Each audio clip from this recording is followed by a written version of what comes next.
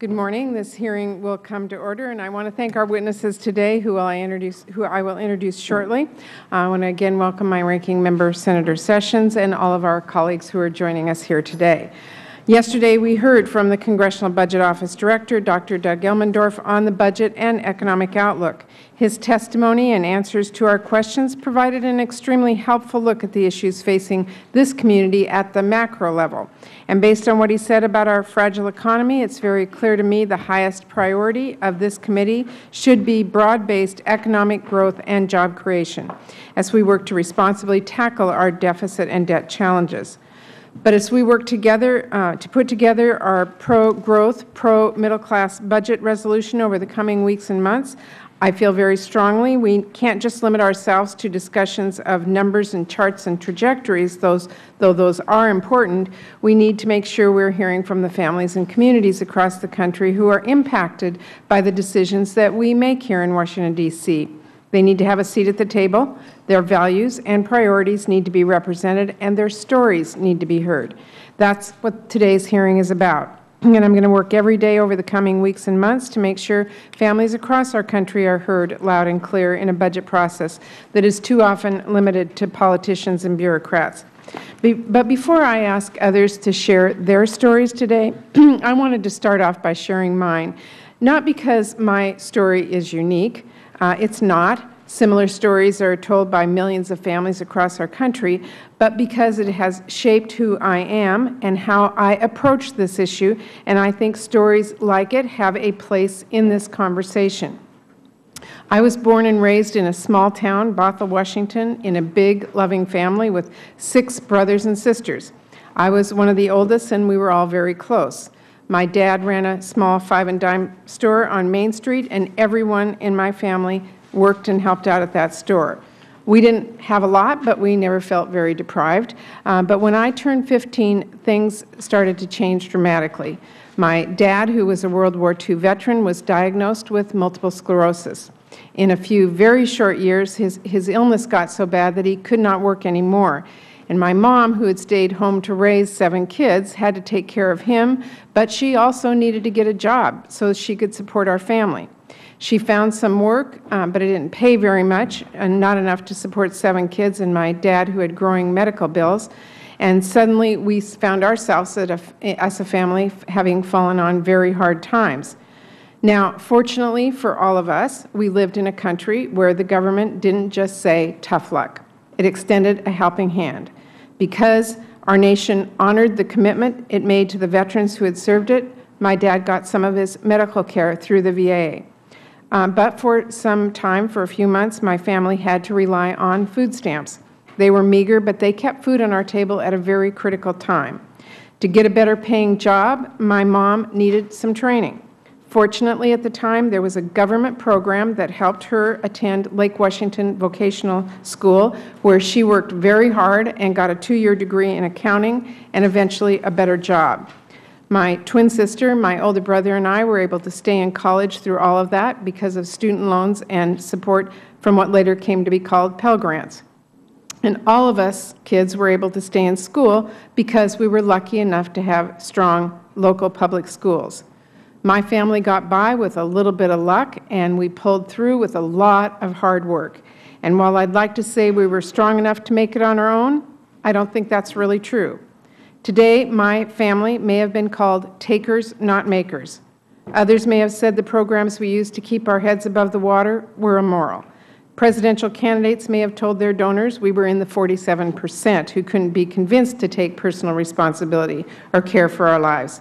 But I know the support we got from our government was the difference between 7 kids who might not have graduated from high school or college and the 7 adults we have grown up to be today. All college graduates, all working hard, all paying taxes, and all of us contributing back to our communities. In my book, the taxpayers got a pretty good return on their investment. Now, I don't think government can or should solve every problem. People do need to take responsibility for their actions. Families need to take care of each other. Private businesses need to drive our economy, and communities and religious organizations need to play a strong role. But America has always come together as a nation to stand with families like mine, to invest in our people and our communities, to plan for the future, and to build the most robust middle class the world has ever seen. So that is the prism that I view our nation's budget through, and it's what guides me as I work in the Senate and on this committee to impact the choices that we make. My story, my experiences, the experiences of people and communities across the country. People like Katie Ann Zink, a young woman who is in this room today. I just had a chance to talk with her a few minutes ago. She grew up in a low-income neighborhood in New Hampshire with parents who didn't go to college themselves, but who desperately wanted the best for their children. She had a great public school teacher who helped guide her into a TRIO program, and only because of Pell Grants and student loans was she able to go to college, earn her degree in nursing, and give back to her community as an urgent care nurse in her home state, and she's a proud homeowner as well. Our witnesses today also have stories to share with this committee about the impact of Federal budget decisions. Tara Marks will be sharing her story about the support she received to get back on her feet after circumstances pulled her and her son out of middle-class life. Patrick Murray is an Operation Iraqi Freedom veteran who will tell us about the opportunities he was able to access after he sacrificed so much for our country. Also, Robert Greenstein from the Center on Budget and Policy Priorities will share his expertise on how budget decisions impact the lives and opportunities of families throughout our country. And Senator Sessions will introduce his witnesses in a minute. He's invited in his opening statement. But I also want to thank Secretary Gary Alexander from the Pennsylvania Department of Public Welfare and Robert Woodson, Sr. from the Center for Neighborhood Enterprise for joining us here today. 2 weeks ago, I also rolled out an online platform called My Budget for members of the public to share their stories and ideas and priorities with me and the committee. I have already received over 2,000 responses, and I encourage everyone watching today to go to our site at budget.senate.gov/democratic to weigh in. Because as we work to write our pro-growth budget resolution, I'm going to make sure it represents the values and priorities of the people we represent. That's the most important thing we can do here as this committee. When I go back to my home state of Washington, my constituents tell me they want a budget that works for people like them. They want their government to be there when they need some support and to help make sure they have the opportunity they deserve to succeed and do better for themselves and their families. In other words, they want what my family had, what Katie Ann and Tara and Patrick and millions of others had. Yes, our constituents want us to take responsibility and tackle our deficits and debts, but they certainly don't want to hand the bill to their kids. But they want that to be done in a balanced and fair way that doesn't sacrifice jobs and opportunity and broad-based economic growth.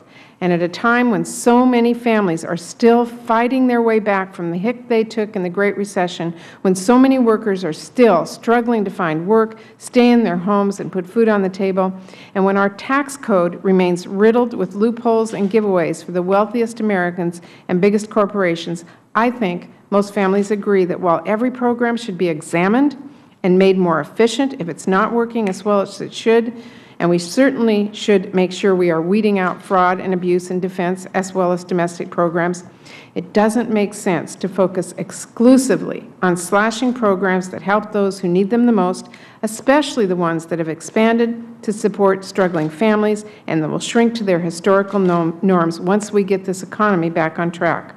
And I think Americans agree it's absolutely wrong to call on the middle class and seniors and most vulnerable families to bear the burden of deficit reduction alone. That's how I view this issue as we work to replace sequestration in a balanced way over the coming days. And I have to say, it was disappointing this morning to hear from a number of Republicans that they didn't want to replace sequestration and avoid those devastating cuts that are coming at us. So I hope that we can change that and work to replace those cuts at a time when our country is really struggling financially. But this is why I'm approaching the pro-growth, pro-middle-class budget resolution that we'll be working on the weeks ahead, and I think this committee hearing will be very instructive in that. So I thank again all of our witnesses and senators who are here today, and with that I will turn it over to Senator Sessions for his opening remarks.